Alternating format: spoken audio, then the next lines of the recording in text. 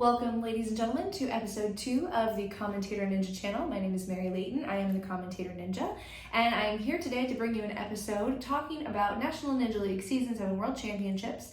And we're also going to do a little bit of tech talk today, as well as a little bit of an addition to the last segment we had on the show called What You Should Be Training in Order to Be Successful in Season 8. We'll be adding to that today. That was in the first episode, The Evolution of Speed. If you have not watched that episode, please go do so now. Before we begin our discussion, I just wanted to keep you up to date on where you can hear my melodious voice next, calling the action.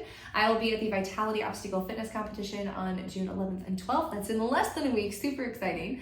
Lots of great prizes at that competition there. I will also be down in Hatboro, Pennsylvania on June 25th and 26th, commentating on the Gravity Forge competition. That competition is to raise money that goes directly towards mental health awareness, so very exciting. I will post the links below so you can check them out. At the Vitality competition, we are going to have a merch table, we're going to have stickers, we're going to have refrigerator magnets if they come in on time, we're going to have shirts. 20% of those proceeds is going to the Neighborhood Ninjas Playground Fund. Neighborhood Ninjas is building a ninja playground in an underprivileged area so that they can help give people access to ninja who don't have the ability to go and join a ninja program, something that I'm super excited about, really excited to partner with them and bring ninja to more people. Speaking of making sports more accessible, I got to give a shout out to Luke Dillon and Jonathan Godbout. Jonathan Godbout, as you know, has worked with me before. Hey Mary, it's Jonathan Godbout. This is Jonathan Godbout. They are doing a competition series to raise money for Boys and Girls Club. Boys and Girls Club does everything from gaining kids better access to sports, to better nutrition, to helping them become better humans. So really excited to highlight that competition on this channel, and please do go check that out. Before we move on to this next part about the NNL Season 7 World Championships, I do just want to reiterate, as I have in some of my past videos, that while I have been affiliated with the NNL and I do work for Ultimate Obstacles, two organizations involved in the ninja space, these are my own thoughts and feelings and opinions, and they don't represent either organization. Thank you very much. Now let's get started on talking about the National Ninja League Season 7 World Championships. There was a lot of controversy about the new rule that they implemented this year about the top 35%, 20% rule. So your top 35% of athletes from stage 1 moved on to stage 2, and your top 20% of athletes from stage 2 moved on to stage 3, regardless of clear status. This caused a big upset because there were a lot of kids that cleared a lot of courses. I touched on some of these issues and some more of my own personal opinions about the whole thing in a video that I posted on my Instagram. It looks a little something like this, so go ahead and check that out if you want to kind of hear more of my thoughts on the rule change. But I really wanted to dive a little bit deeper into the data and some of the information that I found interesting about the clear rates from stage 1 to stage 2, and what that can kind of tell the NNL about their competition, whether it was a success, whether they needed to do some more work, and what they could do better next year. So here, what you guys see in front of you is a graphic of the clear rates of kids through preteens from stages 1 to stage 2. A lot of people, at least a lot of coaches that I spoke to, thought that stage 1 was actually harder than stage 2 for the kids through preteen divisions. So the first thing I wanted to investigate was if that was actually true.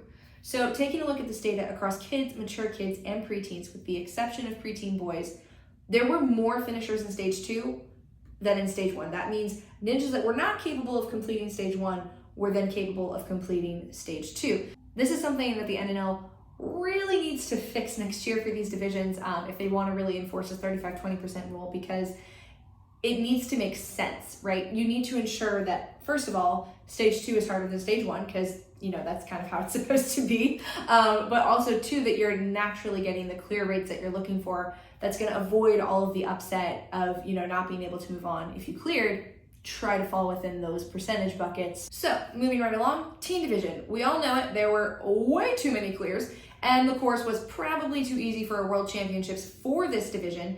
Definitely stage 1. On the male side, a whopping 74% made it to the last obstacle, and 45% of the entire field cleared. Obviously too easy. Maybe teens should compete in elite. I'm just saying, just a thought.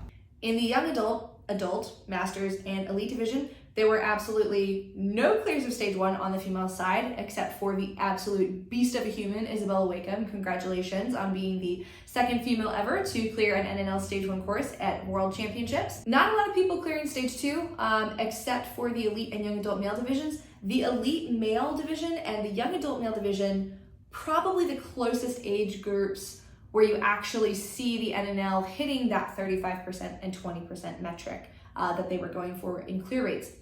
Now, one thing I do want to draw your attention to here is where people failed on the course. So if you take a look at the distribution of where people failed on the course, so i.e. did people fall on obstacle 1, did they fall on obstacle 2, 3, 4, etc. It was pretty even across the young adult and elite divisions, but it was not even for the adult females or for the masters female divisions. Most athletes were failing before they got to the fourth obstacle. This is not only disappointing because world champion for those two divisions was basically decided by a 4 to 5 obstacle course, but it's also disappointing because there is a rule in the NNL rulebook that allows for adjustments to courses, time limits, etc. for female athletes that could have made the experience of these two divisions so much better, but it wasn't utilized. So most of you know I'm super passionate about this topic. Myself and Kara Mack were kind of key players in getting this rule change added to the NNL rulebook. In the next episode, we are going to be talking a lot about the data from the World Championships as well as from the regular NNL season in regards to this rule and how it's impacting female athletes, and really get into the nitty-gritty of how it really needs to be utilized in order to grow the sport. But that is for our next time. Back to this episode. I really think that what all of this data tells us is that the NNL Worlds course design team just needs to have a much better understanding of where the competitive field is at across pretty much all of the divisions. You know, I made that statement in my original video thoughts on my Instagram, and just as far as having a pulse on the competitiveness of each division, the World Championships, it was kind of a miss. I mean, there were fun obstacles, the competition ran on time, but when it came to how many athletes got through the course, there were really more age divisions that missed than worked out. And so definitely something the NNL was going to want to shore up for next year for season 8. Speaking of season 8, we talked about some things that you'll want to train to keep up with the field and the current ninja trends in our last episode. And I have one more thing to add, this.